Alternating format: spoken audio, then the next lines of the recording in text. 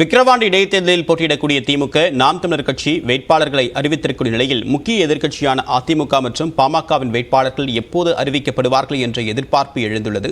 கூடுதல் விவரங்களை நீராடிய செய்தியாளர் அபினேஷ். பாமக அதிமுக ரெண்டு பேரும் வேட்பாளரை அறிவிப்பதற்கு தாமதம் என்ன காரணம்? அதிமுகவுடைய வியூகம் என்னவாக இருக்குதுல்ல?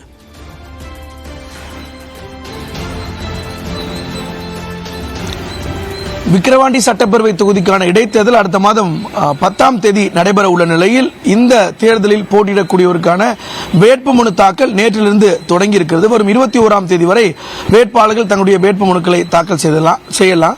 நீங்க குறிப்பிட்டது போல திமுக மற்றும் நாம் தமிழர் ஆகிய இரண்டு கட்சிகளும் வேட்பாளர்களை அறிவித்து உள்ள நிலையில பிரதான எதிர்க்கட்சியான அதிமுக இதுவரை வேட்பாளரை அறிவிக்கவில்லை. ஆனால் அந்த தொகுதியில் நடைபெறக்கூடிய அந்த இடைத்தேர்தலில் அதிமுக போட்டியிடுது அப்படிங்கிறத கட்சியின் பொதுச்செயலாளர் எடப்பாடி பழனிசாமி ஏற்கனவே அறிவித்திருக்கிறார். ஆனாலும் இந்த வேட்பாளர் அறிவிக்கிறதுல தொடர்ந்து ஒரு காலதாமதம் ஆகுது.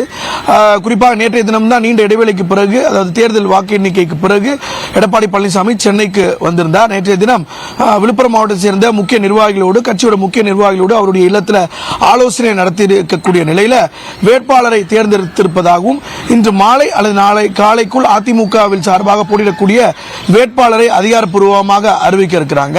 குறிப்பாக இந்த நடந்து முடிந்த மக்களவைத் தேர்தலிலும் அந்த குறிப்பிட்ட விக்கிரவாண்டி சட்டப்பேரவை தொகுதியில் ஒரு மிக கணிசமான வாக்குகளை அதிமுக வாங்கியிருக்கிறது. அதிமுகவுடைய வாக்கு வங்கி அதிகமாக இருக்கக்கூடிய தொகுதி அப்படிங்கிறனால அங்கு பணியாற்றி வெற்றி வாய்ப்பை பெற்றலாம் அப்படிங்கிற ஒரு வியூகத்தையும் அதிமுக அங்க வைத்திருக்கிறாங்க. குறிப்பாக அந்த தொகுதிக்கு பொறுப்பாக இருக்கக்கூடிய முன்னாள் அமைச்சர் சி வி சண்முகமுடைய கருத்தும் அதாக தான் இருக்கு. எனவே வேட்பாளரை பொறுத்தவரை அங்கு இருவர் அங்கு பரிசீலனை இருக்கிறாங்க. ஒருவர் ஏற்கனவே அங்கு போட்டியிட்டு வெற்றி பெற்றவர் இடைத்தேர்தலில், அதே போல கடந்த முறை போட்டியிட்டு தோற்றவர் முத்தமிழ் செல்வன் அல்லது அந்த பகுதியில் கூடிய ஒன்றிய செயலாளர் கூடிய பன்னீர்செல்வம் ஆகிய இருவரில் ஒருவர் வேட்பாளராக அறிவிக்க இருக்கலாம். இன்று மாலை அல்லது நாளை காலைக்குள் வேட்பாளரை அறிவிக்க இருக்கிறாங்க. ஏன்னா நாளை தினம் விழுப்புரத்தில், குறிப்பாக விழுப்புரம் மாவட்டத்தில் செயல் வீரர் கூட்டத்துக்கு ஏற்பாடு செய்திருக்கிறாங்க. எனவே தேர்தல் வேட்பாளர் அறிவித்த பின்புதான் அந்த செயல் வீரர் கூட்டம் நடைபெறுவது ஏதுவாக இருக்கும். எனவே நாளை காலைக்குள் அந்த வேட்பாளர் பட்டியல் என்பது அதிகாரப்பூர்வமாக அறிவிக்க இருக்கிறாங்க. பாமகவை பொறுத்தவரை திட்டவட்டமாக நேற்றைய தினம் அதிகாரப்பூர்வமாகவே தேசிய ஜனநாயக கூட்டணியின் சார்பில் பாமக சார்பில் அந்த விக்கிரவாண்டி தொகுதியில் போட்டியிடுவாங்கன்னு அறிவிச்சிட்டாங்க.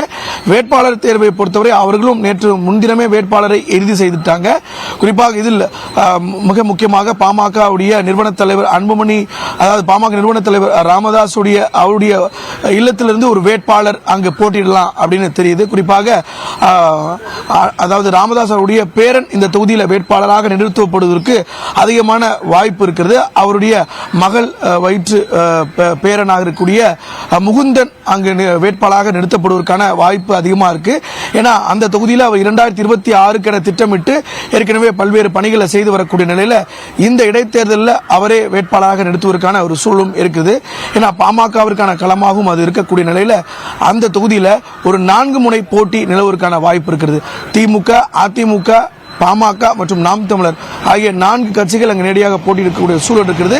இந்த 2 கட்சிகளை பொறுத்தவரை அதிமுக மற்றும் பாமக பொறுத்தவரை இன்று மாலை அல்லது நாளை காலைக்குள் அதிகாரப்பூர்வமாக அவர்களுடைய வேட்பாளர்களை அறிவிப்பதற்கான வாய்ப்பு அதிகமாக இருக்கிறது.